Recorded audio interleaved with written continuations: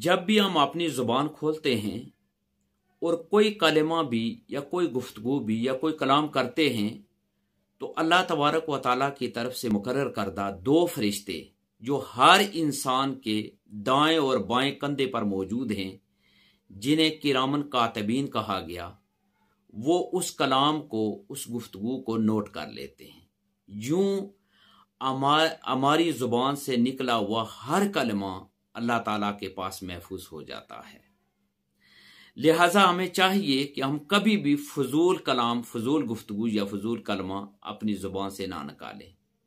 अब ये चीज़ ये बात एक अलग से एक सवाल है कि हम फजूल कलाम और फजूल गुफ्तगू कहेंगे किसे।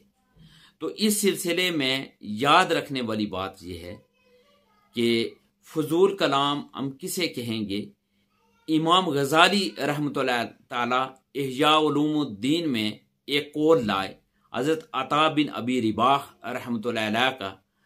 हज़रत अता बिन अबी रिबाह रहमतुल्लाह ताला इरशाद फरमाते हैं कि तुमसे पहले लोग फजूल कलाम को नापसंद करते थे और वो उस कलाम को फजूल कलाम समझते थे जो कुरान हकीम, सुन्नत रसूल सल्लल्लाहु अलैहि वसल्लम, अमर बिल मारूफ व नही अनिल मुनकर के अलावा हो, या ऐसा कलाम जो मुआशी ज़रूरियात से मुताल्लिक भी न हो, उस कलाम को वो फजूल कलाम समझते थे।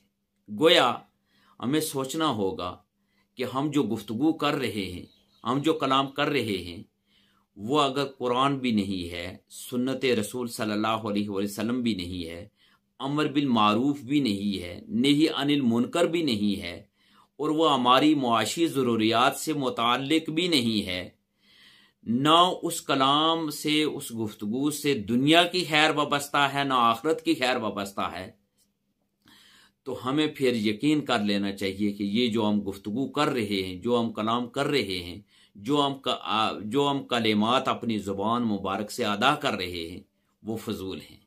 लिहाजा ऐसी गुफ्तगू से, ऐसे कलाम से हमें हरगिज़ बचना चाहिए और ऐसी गुफ्तगू हरगिज़ नहीं करनी चाहिए।